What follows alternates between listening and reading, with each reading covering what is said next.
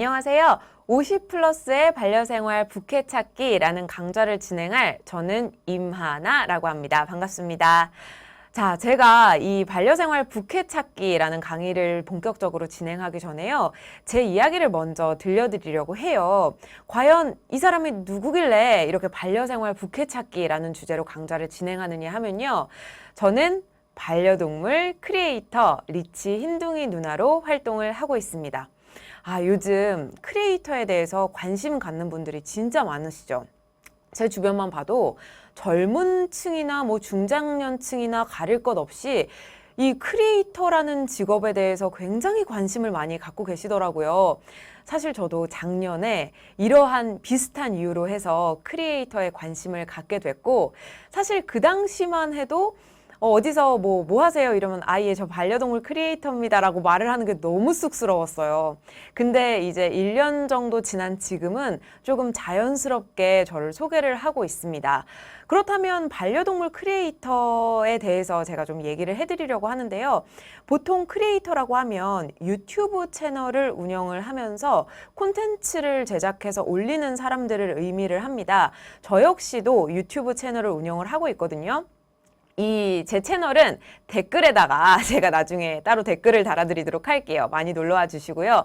그렇게 해서 저는 반려동물을 주제로 해서 유튜브 채널을 운영을 하고 있는데, 보통 반려동물 하면 귀여운 친구들이 랜선에서 막 보여져서 랜선 집사 이렇게 팬이 되시는 분들이 많은데, 저 같은 경우는 약간 달라요. 반려동물을 키우실 때 필요한 정보 미리 알고 계시면 좋은 이런 상식들을 전해드리는 역할을 하거든요. 그러다 보니까 어느 날 갑자기 저에게 메일이 한 통이 왔습니다. 협업 메일이었는데요.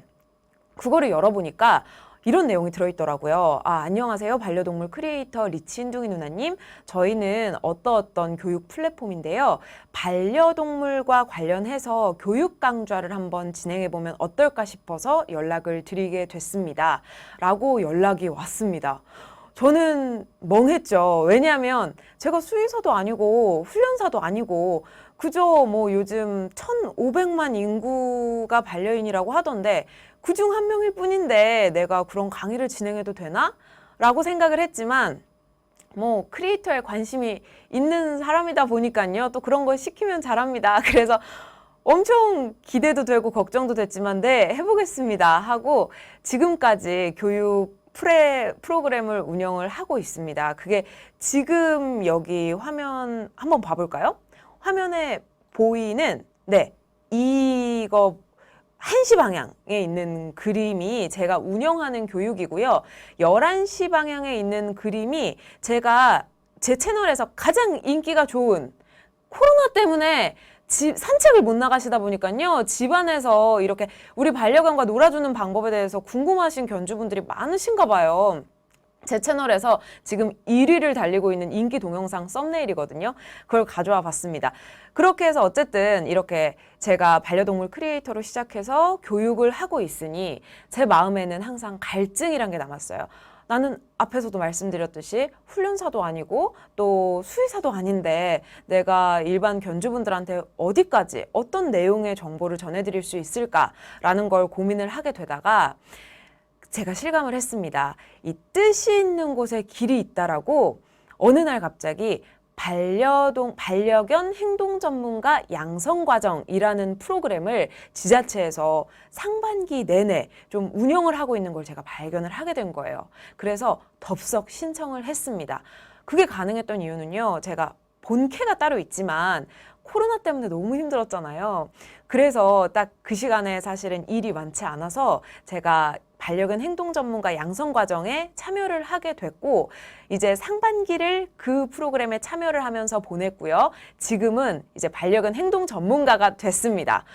수의사는 아니고 훈련사는 아니지만 그래도 또 제 나름의 전문성을 갖고 이제 구독자분이나 제 교육생 여러분께 전달해드릴 이야기들이 많아져서 이제 또 좋은 게 반려견 교육을 전문으로 하는 업체가 있어요. 그 업체와도 협업을 할 기회가 찾아왔습니다. 그래서 지금 저는 제 채널, 제 교육 플랫폼 이외에서도 반려견 입양 교육을 운영을 하고 있습니다. 이렇게 해서요, 제가 구구절절히 제 이야기를 이렇게 소개를 해드렸던 이유는 이제 오늘과 다음 주에 걸쳐서 여러분과 살펴볼 주제가 바로 좀 제 이야기와도 관련이 있기 때문인데요. 맞습니다. 부캐를 좀 제대로 살리는 방법에 대해서 여러분과 제 경험을 바탕으로 제 주변 지인분들의 사례를 바탕으로 해서 이야기를 좀 나눠보려고 해요. 그래서 첫 번째 시간은요. 반려동물 업계에서 활동하는 사람들의 이야기를 제가 좀 가져와 봤습니다. 뭐 반려동물 업계 하면 다양한 업계가 있고 업종이 있고 뭐 거기서 사업을 벌이시는 분들이 계시지만요. 제가 제 프레젠테이션, 제 강의에 담아온 사례는 사실 뭐 특별한 자격이나 아니면 기술이 필요하지 않아도 하고 싶다, 할 수 있어 라는 의지나 믿음만 있다면 누구나 도전해 보실 수 있을 법한 그런 직업들을 좀 가져왔거든요. 실제로 제가 소개해드린 분들도 그렇게 좀 의지와 열정과 이런 작은 노력을 가지고 이제 자기만의 길들을 개척해 나가고 계시는 분이에요. 반려동물 인구 1,500만 시대라고 합니다. 이 말은요, 우리 국민 중 4명 중에서 1명이 반려동물과 생활을 한다는 이야기인데요. 반려동물 시장의 규모도 그만큼 증가하고 있다고 보시면 되겠습니다. 제가 열심히 공부를 하는 보호자에 속해서요. 관련 보고서를 열심히 찾다가 이 그래프는 좀 소개해드리면 좋을 것 같다고 해서 이 PPT에 넣은 건데요. 한국농촌경제연구원이라는 곳에서 공식적으로 집계를 했답니다. 2017년도, 지금 여기 맨 첫 번째 그래프죠. 2017년도에만 반려동물 시장 규모가 2조 3,322억. 엄청 어마어마한 액수예요. 이었는데 여기서 중요한 거는 액수가 아니라 증가하는 그 수치 그리고 증가하는 폭이에요. 올해 2020년에는 대략 3조 3,753억 정도고요. 2026년도에는 5조 원 이상 6조 가까이 반려동물 시장이 성장을 할 것이다 라고 집계를 했습니다. 이 그래프를 보시면 아실 수 있겠죠? 반려동물 시장이 핫하다. 그리고 많은 분이 반려견과 함께 생활을 하고 있다. 그렇다면 이게 반려동물을 키우는 아니면 반려동물에 관심이 있는 우리 수강생 여러분에게는 기회의 장이 되는 거기도 하는 거예요. 자, 그러면 반려동물 관련해서 어떤 업종들이 있는지 제가 좀 딱딱하지만 그래도 공식적인 거니까요. 가져왔습니다. 우리나라의 동물보호법에서 반려동물 관련 영업으로 크게 8개 업종을 나누고 있어요. 그래서 뭐 캔넬, 전문견사라고 해서 동물을 생산하는 업이 있고요. 뭐 펫샵, 에서는 동물을 수입하거나 판매하는 일을 하고 있습니다.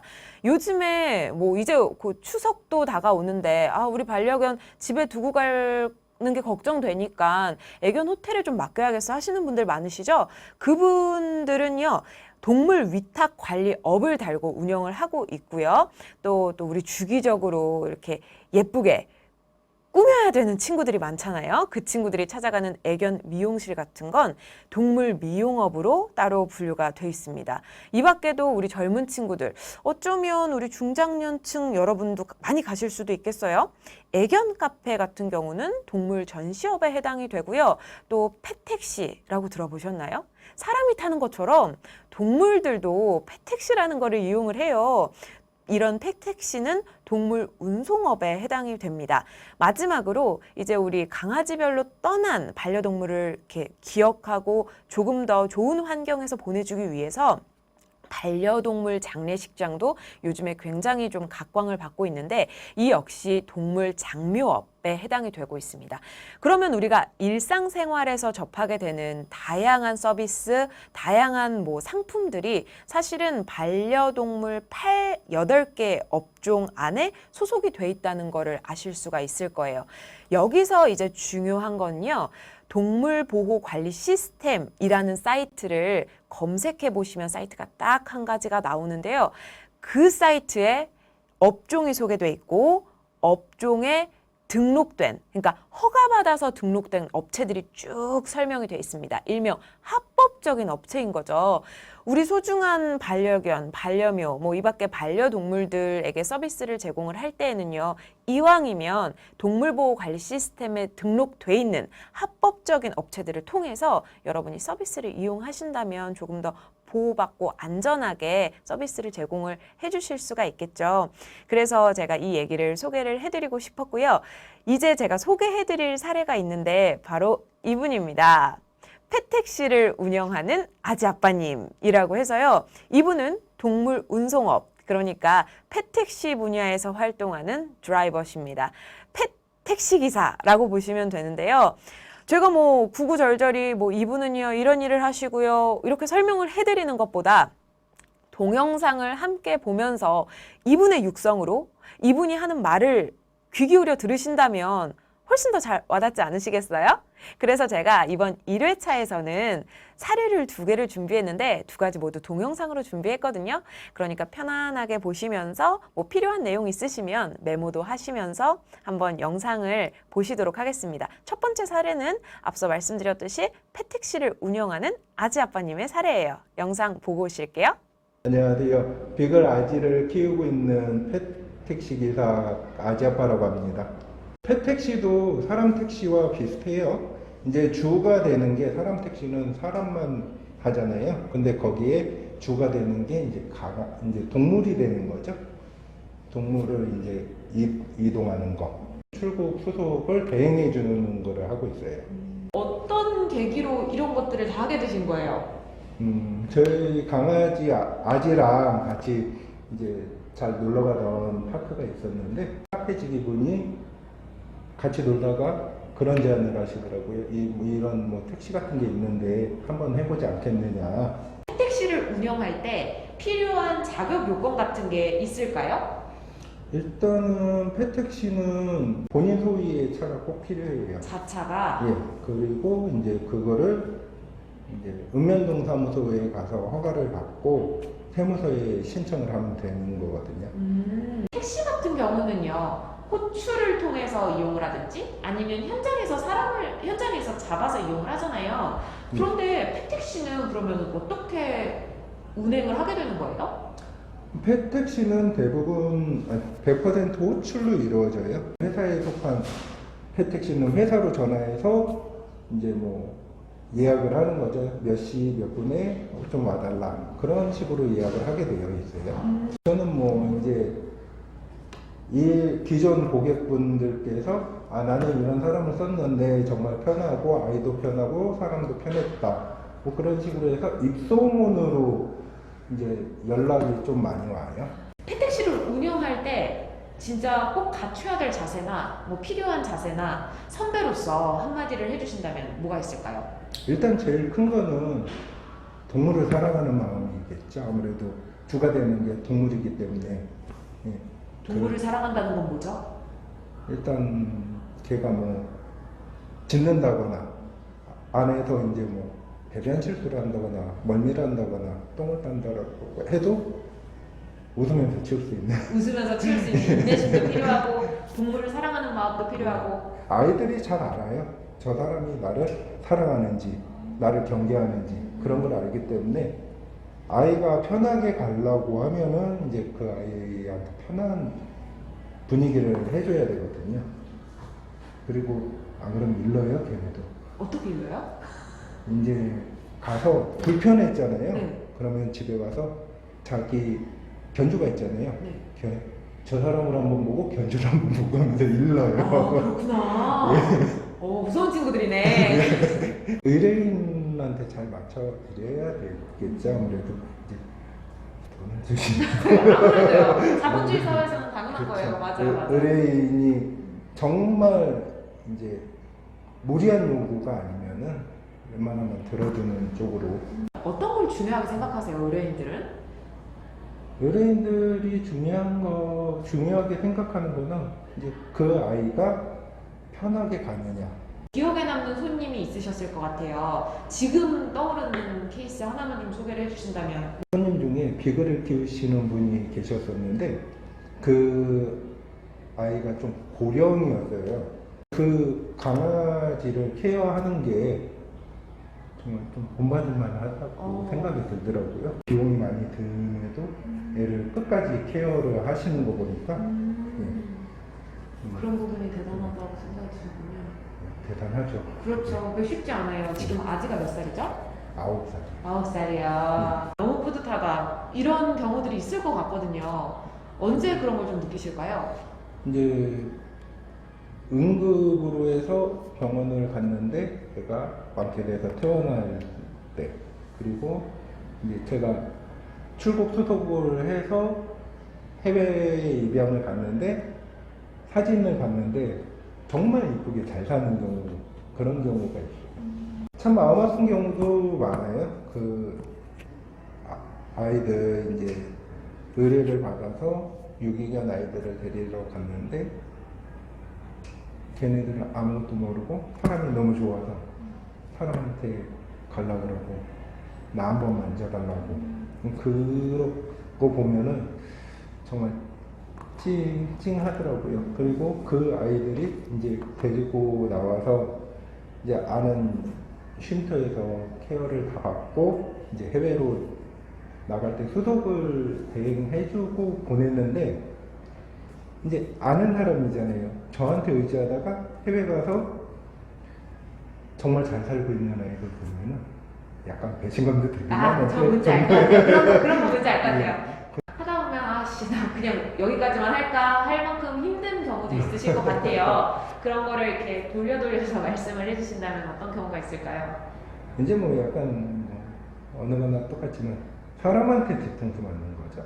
저 같은 경우는 이제 왕복으로 하기보다는 그 편도로 많이 하거든요.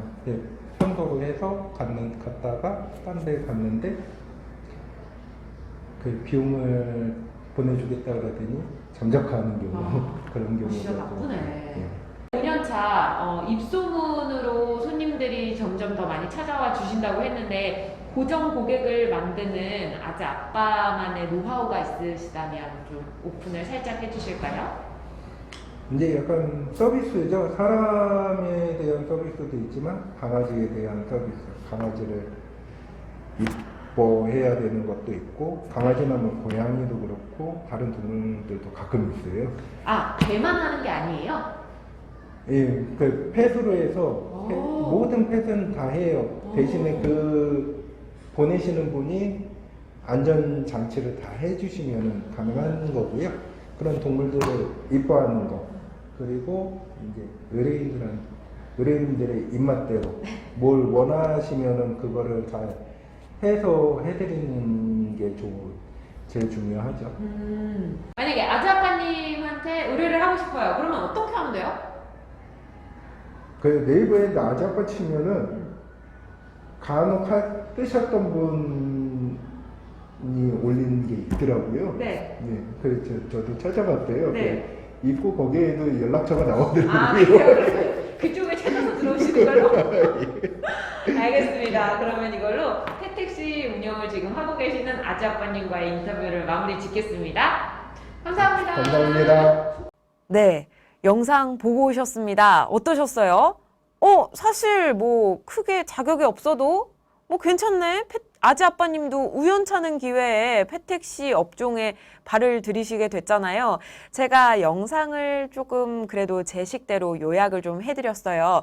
일단 이 케이스는 아재 아빠님의 케이스이기 때문에 완전 전반적인 펫택시를 설명하는 이야기가 될 수는 있지만 1대1로 꼭꼭 와닿는 건 아니다. 그러니까 개개인에 따라서 달라질 수도 있다라는 점은 우리 수강생 여러분이 미리 염두를 해두셨으면 좋겠고요. 아지 아빠님의 경우에는 펫택시가 하는 일에 대해서 두 가지로 나눠서 설명을 해주셨는데 일단은 반려동물을 운송하는 일을 한다라고 말씀을 해주셨어요. 그래서 아지 아빠님의 경우에는 뭐 노견이 미용실을 갈 때라든지 아니면 유기견 보호소에서 유기견이 구조가 돼서 쉼터로 이동을 할 때라든지 이렇게 반려동물을 운송하는 일을 하신다고 했고요. 특별히 한 가지를 더 하신다고 하셨어요. 저도 이게 인터뷰를 하면서 좀 신기했었는데 유기견들이 이제 입양처가 꼭 국내가 아니라 해외로 나가게 되는 경우가 있습니다. 그래서 해외 입양 가기 위해서 유기견들을 공항에 데려다 줘야 되잖아요. 그렇게 운송을 했어요. 그 다음에 비행기를 태워야 되잖아요. 그래서 유기견이 출국할 수 있도록 그 수속 과정을 대행하는 업무도 아지 아빠는 하고 계시더라고요. 되게 의미 있는 일을 하고 계시죠.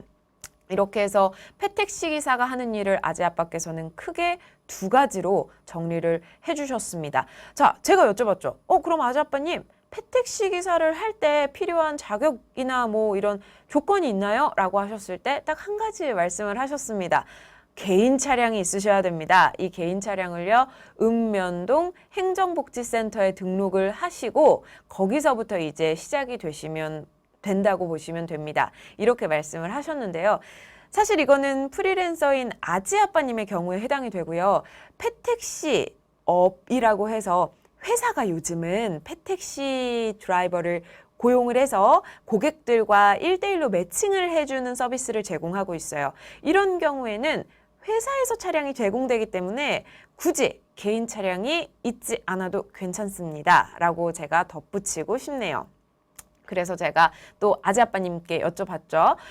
그렇다면 아지 아빠님, 어떤 사람이 펫택시를 하면 조금 더 즐겁게 일을 할 수 있을까요? 아니면 펫택시를 한다면 이런 자세가 꼭 필요하지 않을까요? 여쭤봤을 때 아지 아빠님이 엄청 마음 좋게 웃으면서 말씀하셨죠. 동물을 사랑하는 마음이요. 제가 여쭤봤죠. 너무 추상적이잖아요. 과연 동물을 사랑한다는 건 뭔데? 라고 여쭤보니까 차 안에다가 배변을 하더라도 웃으면서 닦아줄 수 있는 그런 너그러움 그리고 인내심이 필요합니다. 라고 아지 아빠님이 말씀을 잘 정리를 해주셨어요. 네, 맞습니다. 이게 동물에 대해서 서비스를 제공하는 사람이라면 가져야 되는 그런 동물을 사랑하는 마음이라고 저는 생각을 해요. 그리고 아지 아빠님이 현실적인 꿀팁까지 하나 주셨어요. 자, 동물을 사랑하는 마음도 중요하지만요. 그게 베이스에 돼야 되는 것도 맞지만요. 의뢰인의 니즈도 무시할 수 없습니다. 왜냐하면 결국 동물을 이렇게 운송을 맡기는 건 결국에는 의뢰인에게 달려있기 때문이죠. 그래서 의뢰인의 니즈를 파악하는 센스가 중요합니다. 라고 아지 아빠님이 강조를 해주셨습니다. 그러니까 만약에 내가 이제 뭐 퇴직 후에 아니면 정년 후에 자차도 있고 뭔가를 의미 있는 일을 해보고 싶어. 우리 집에 같이 반려견과 함께 사는데 우리 반려동물에게도 관심이 있어서 함께 할 수 있는 일을 찾고 싶어 라고 생각하신다면 아지 아빠님처럼 펫택시를 운영하시는 것도 좋은 이런 직업의 선택권이 될 수 있을 거라고 저는 생각을 하고 있고요. 자, 이번에 저에게 이 펫택시를 운영하는 아지 아빠님의 사례가 신선한데요? 라는 느낌이었다면 이번에 소개해드릴 업종은 이미 조금 많은 분이 관심을 갖고 있는 업종입니다. 그게 뭐냐면요. 바로 펫시터예요. 펫시터는 많은 분이 사실은 접해보셨을 거예요.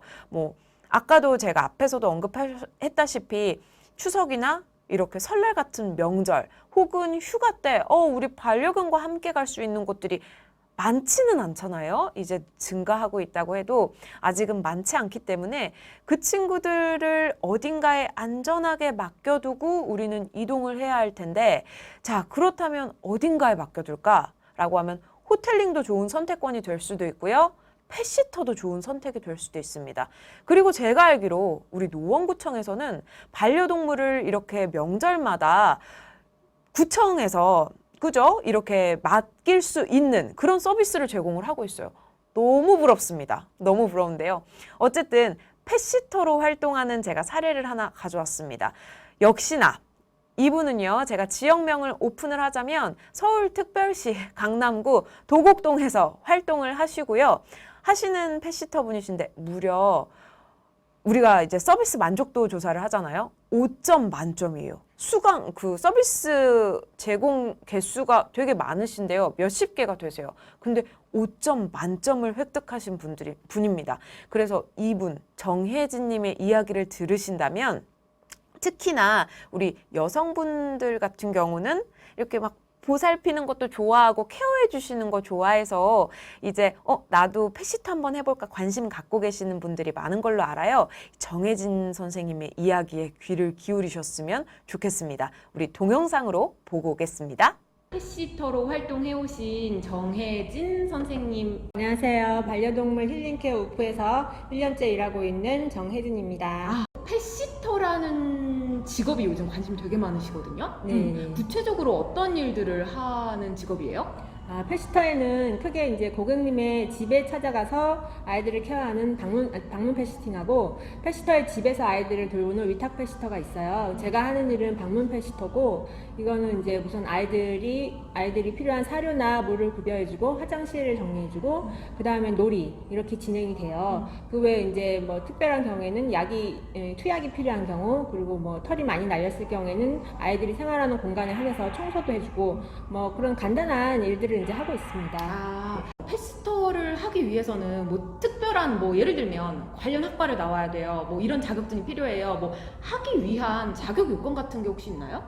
자격증이나 뭐 관련 학과를 꼭 나와야 되는 건 아니고요. 실질적으로 강아지나 고양이를 돌본 경험, 그러니까 밥을 챙겨주거나 산책을 같이 가보거나 뭐 그런 더 나아가면 목욕 미용도 해보셨으면 더 좋고, 그런 실질적인 경험이 더 중요합니다. 일지를 작성해 드려야 되니까 사진을 좀 이쁘게 쓰고, 이쁘게 찍고, 그리고 아이들의 행동을 잘 관찰해서 아이들과 있었던 일들을 고객님에게 어떻게 표현할 건지, 어떻게 잘 전달할 건지 고민을 좀 하시면 도움이 많이 됩니다.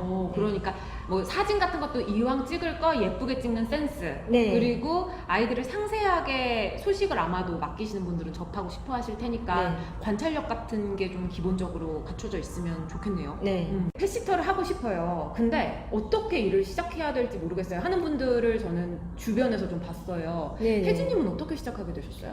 저 같은 경우에는 그 고객과 펫시터를 이어주는 플랫폼에서 펫시터를 모집하는 경우가 있었어요. 그래서 거기에 지원을 해서 면접이나 인터뷰를 거칩니다. 그 다음에 이제 펫시터 교육 과정을 이수하고, 그러면 회사에서 이제 개인 펫시터에 대한 브랜딩화 작업을 마치고 고객과 연결을 해줍니다. 그러면 이제 본격적으로 펫시터로서 일을 하게 됩니다. 그렇군요. 네. 1대1로 매칭해주는 이 플랫폼을 이용하시는 거잖아요. 내가 그냥 나한테 들어오는 일을 개인적으로 활동할 수는 없어요? 개인적으로 활동할 수도 있어요. 개인 사업자 등록을 하고 자기에게 들어오는 일에 대해서 자기가 책임지고 활동하시면 됩니다. 그러면 플랫폼이랑 개인으로 활동하는 거랑 뭐가 달라요? 그 회사를 통할 경우에는 이제 회사에서 신변 보호를 좀 해주고, 펫시터 교육 이수에 대한 그 확인증이 나가고, 그리고 이제 플랫폼 자체가 뭐 사진을 찍어주고 그 리뷰나 뭐 일지를 작성할 수 있는 그런 형식이 돼 있기 때문에 아무래도 좀 편리한 부분이 있죠. 수수료를 또 플랫폼의 경우에 지불하기 때문에 이 부분은 조금 마이너스적인 부분이죠. 그러니까 그쪽에서 이미 갖추어놓은 시스템을 내가 이용을 하는 거기 때문에 거기에 따른 비용을 약간 수수료로 내는 거고, 그게 아니면 개인으로 활동할 수는 있지만 그렇게 되면 뭐 여러 가지 책임이라든지 이런 게 스스로 다 해야 되는. 맞습니다. 그러면 혜진님이 보시기에는 어떤 게 더 좋은 것 같으세요? 펫시터를 처음 하시는 경우에는 아무래도 이제 펫시터 교육도 이수를 하시고 이렇게 플랫폼을 통하는 것이 고객들을 또 많이 만날 수 있는 기회가 되죠. 모르는 사람이 걔 입장에서 우리 집에 찾아오는 거잖아요. 그렇죠. 애들이 거부감을 안 보이나요? 저는 그래서 처음에 상담을 할 때 항상 물어봐요. 경계심이 좀 얼마나 있는지. 그래서 경계가 심한 경우에는 보호자님이 계실 때 함께 만나서 시간을 보내면서 경계를 좀 이제 누그러뜨리려는 연습을 하고, 경계가 좀 없을 경우에는 서비스 당일에 찾아가서 제가 현관에 좀 오래 머무르면서 그 아이와 친해지려는 노력을 합니다. 경계가 없는 경우라면 보통 그런 애들은 어떤 특징들이 있어요? 그런 아이들은 제가 들어가면 다른 가족이나 뭐 친구가 왔듯이 살랑살랑 꼬리를 흔들면서 짖지 않고 냄새를 맡으려고 하죠. 그러면 이제 제가 현관문 앞에서 이제 냄새를 맡게 해주고, 간식이 있으면 간식을 좀 주고, 그래서 그 친구가 어느 정도 저한테 적응이 됐다 하면은 천천히 집 안으로 들어가서 사료나 이제 물 같은 걸 챙겨주죠. 직업으로서 펫시터의 장점은 뭐가 있을까요? 펫시터의 장점은 아무래도 다양한 견종의 아이들을 만나고 서로 교감할 수 있다는 맞아요, 기회가 맞아요. 있는 거죠. 예. 저 같은 경우에는 시츄를 키우는데 이제 펫시터를 하면서 리트리버, 푸들, 비숑, 포메, 말티, 요크셔 뭐 다양한 아이들을 만나는데 네. 아이들마다 이제 다 좋아하는 놀이도 틀리고 좋아하는 간식도 틀려서 이 아이는 이런 매력이 있구나, 이 아이는 또 반대로 이런 매력이 있구나, 그런 것들을 경험하는 것이 즐겁죠. 직업으로서 펫시터가 이런 부분이 조금 부담스러울 수도 있어요. 이게 단점이 될 수도 있어요. 그런 것도 사실 알려드리는 게 중요하잖아요. 네, 그렇죠. 뭐가 있을까요? 체력이 중요하더라고요. 일이 많을 때는 하루에 6집, 7집을 방문할 수도 있는데 그러면 제가 세어보니 2만 보 이상 걷게 되더라고요. 그러다 보니까 체력이 하루에 2만 보. 예. 하루에 그렇게 걷게 돼서 네, 체력이 중요합니다. 어떤 고객이 기억에 남으세요? 저는 제 첫 고객 강아지가 기억에 남아요. 예, 그 1살 골든 리트리버였는데 누가 봐도 이쁘고 사랑스러운 아이지만 저는 이제 제가 처음으로 돌보는 아이다 보니까 설레기도 하고 또 긴장도 많이 하고 그래서 늘 갈 때마다 준비도 많이 하고 그래서 더 기억에 많이 남습니다. 그래서 돌보미 기간이 한 3개월 이상 끝나고 난 다음에는 많이 보고 싶더라고요. 네. 근데 뭐 때문에 그렇게 3개월씩이나 돌보게 되는 거예요? 뭐 출장을 간다든지 뭐 집안 사정으로 인해서 원래 집안에 함께 할 수 있었던 분이 잠깐 안 계시거나 하면은 산책이나 중간에 이제 뭐 사료 같은 거 급여가 필요하기 때문에 그 기간만 방문 펫시터를 이용하시는 경우가 있죠. 일을 지속하려면 그 일에서 얻어지는 보람도 되게 중요하다고 저는 그렇죠. 생각을 해요. 그죠? 네네. 그죠? 펫시터로서 보람을 느끼는 순간이 있다면 언제세요? 저 같은 경우에는 아이들이 너무 그러니까 오랫동안 보호자가 떨어져 있을 때 좀 안쓰러운 마음도 있고 그런데 제가 그때마다 항상 무언가를 해줄 수 있는 입장이잖아요. 그래서 그게 가장 큰 보람이었어요. 낯선 그 사람에게 가족과 또 집을 한꺼번에 맡기는 게 쉽지 않은 일입니다. 하지만 우리가 살다 보면 피치 못하게 아이들을 남겨두고 가야 할 때가 있잖아요. 그럴 때는 근거리에 있는 방문 펫시터를 알아두시면 전문적인 돌봄을 기대하셔도 좋습니다. 저는 대형견부터 소형견, 그 다음에 고양이, 노령견 등 다양한 펫시팅 경험이 있으니까요. 뭐 필요하신 부분에 대해서 꼼꼼하게 챙겨드릴 수 있습니다. 편하게 연락 주시면 감사하겠습니다. 혜진님한테서 펫시터에 관한 몇 가지 중요한 사실들을 들어봤습니다. 네, 어떠셨나요? 참 다양한 업종이 있고 이미 활동을 하는 여러 멋진 분들이 계시다라는 걸 제가 인터뷰를 하면서 깨닫게 됐는데요. 우리 펫시터로 활동하는 정혜진 선생님 같은 경우에도 이야기를 제가 좀 요약을 해드리자면 펫시터가 하는 일, 펫시터는 저는 어딘가에 맡기는 것만 있다라고 생각을 했는데 그러니까 우리 집에 찾아오는 펫시터도 있었군요. 그래서 방문 혹은 위탁의 형태로 돌봄 서비스를 제공하는 게 펫시터가 하는 일이다라고 정혜진 선생님이 이야기를 해주셨습니다. 자, 그러면 여기서 돌봄이라는 건 뭘까? 우리 강아지들이 생존을 위해서 꼭 필요한 것들, 사료, 그 다음에 배변, 깨끗한 곳에서 배변을 할 수 있는 그런 자유, 그 다음에 우리 친구들 집 얼마나 답답해요. 중간중간에 산책을 나갈 수 있는 그런 여유까지 마련을 해줄 수 있는 게 펫시터들이 하는 일이라고 하니까 정말 펫시터 분들은 큰일을 하고 계시는 거죠. 그렇다면 이 펫시터가 되기 위해서는 뭐 특별한 자격이 있는 걸까요? 뭔가를 특별한 걸 배워야 될까요? 라고 제가 여쭤봤어요. 이거를 왜 여쭤봤냐면 요즘 펫시터는요, 중장년층뿐만 아니라 젊은 친구들도 엄청 관심을 많이 갖고 있어요. 세컨잡으로서. 왜요? 귀여운 댕댕이들하고 같이 하면서 돈도 벌 수 있잖아요. 그래서 많은, 그러니까 세대, 연령, 성별에 상관없이 많은 분이 펫시터에 관심을 갖고 있으신데 딱 정리해서 말씀해 주셨습니다. 특별한 자격 요건은 없어요. 다만 반려견을 돌본 경험이 있다면 유리합니다. 라고 이렇게 이야기를 해주셨습니다.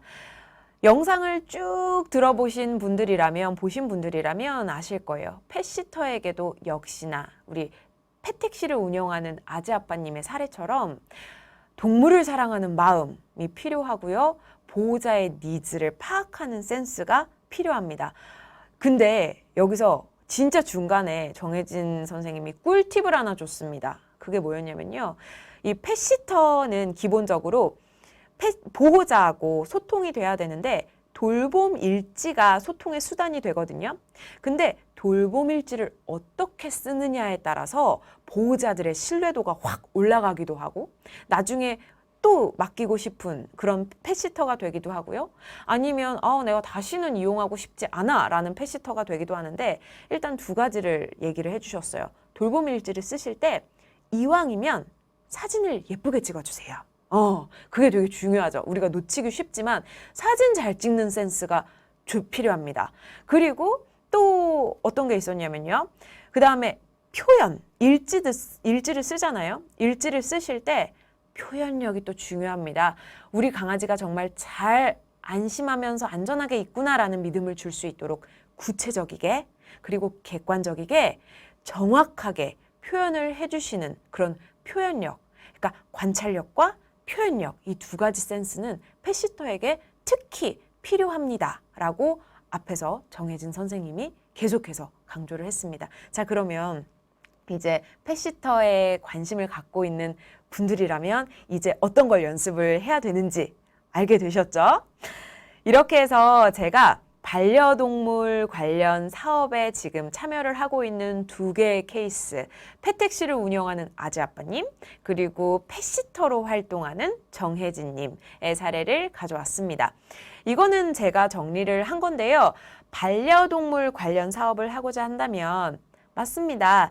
시장에서 이게 주목받는 사업인 건 맞고요. 이제 더 많은 사람들이 이용할 사업이기 때문에 돈이 되는 것도 맞습니다. 그런데요, 이건 기본적으로 생명을 다뤄야 하는, 생명과 우리가 같이 교감을 해야 하는 일이에요. 그래서 저는 반려동물 관련 사업을 하고자 하신다면 여러분이 기술이나 자격 그런 거를 공부하시는 것도 중요하지만 필요하다면 하셔야죠. 그러는 것도 중요하지만 기본적으로 동물을 사랑하는 마음을 갖추시는 게 중요하다라고 저는 말씀을 드리고 싶습니다. 사실 우리 그렇잖아요. 사람하고도 우리나라 말이 통하는 우리 옆에 가족들끼리, 친구들끼리도 말이 안 통해서 화딱지 날 때가 한두 번이 아니거든요. 근데 동물들은요, 처음 같이 이렇게 만나게 되면 말이 안 통하니까 답답한 건 당연해요. 그렇기 때문에 그렇지만 지금 우리 곁에 있는 반려견들을 생각해 보세요. 지금 누구보다 우리와 마음으로 소통한다는 느낌이 들지 않나요?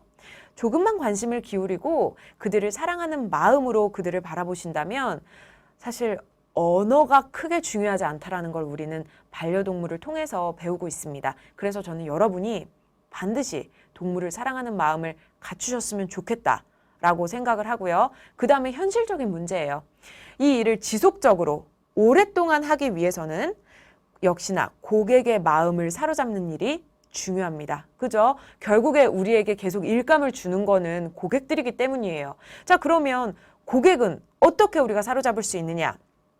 일단요, 내가 고객의 반려동물을 향해서 애정을 보인다면 보호자들 당연히 마음이 열리지 않겠어요? 그 방법도 있고요. 고객의 니즈를 파악하는 센스. 그러니까 아까 아지아빠님의 사례로 보면 펫택시를 이용할 때 고객들은 보통 우리 반려견이 안전하게 목적지까지 도착하고 다시 안전하게 내 품에 오는 거를 바랄 거예요.